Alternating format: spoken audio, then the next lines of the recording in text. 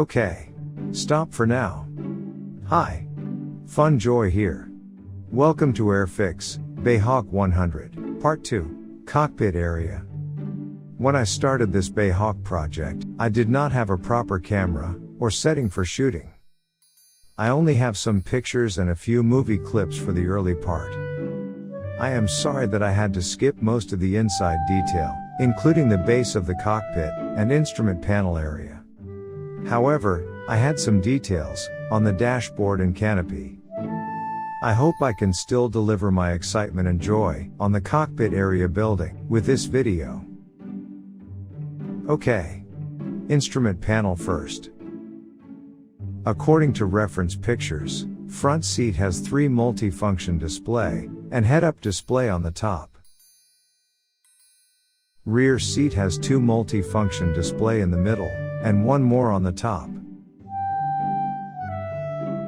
Rear side panel is a copy of the front side one in this kit. And I focused on the head-up display at the front and first multi-function display at the rear. I had to do some work on it. We can see that most of the upper part details are missing in this kit. First thing I added was siding for the canopy. This siding goes all around the cockpit area. Next one I paid attention to was the pilot fuselage partition walls. I added a partition in the middle.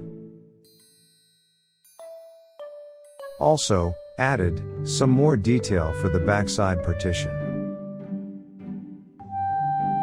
Then, some extensions to cover the gap between instrument panel area and fuselage. After assembly, I added the supporting beam in the middle. The backside partition wall was not accurate, and it made me uncomfortable. So, I fixed it later.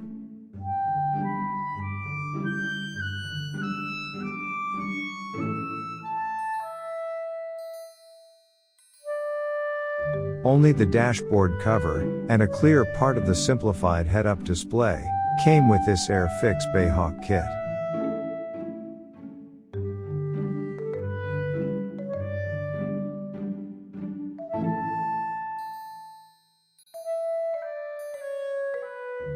So, for the front, I added this one, this one, this one, and this one.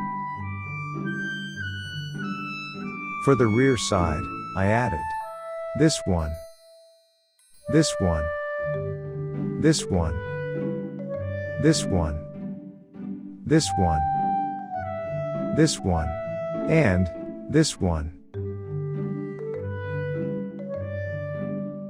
I enjoyed this upper part detail making process so much. Let's go for some fun.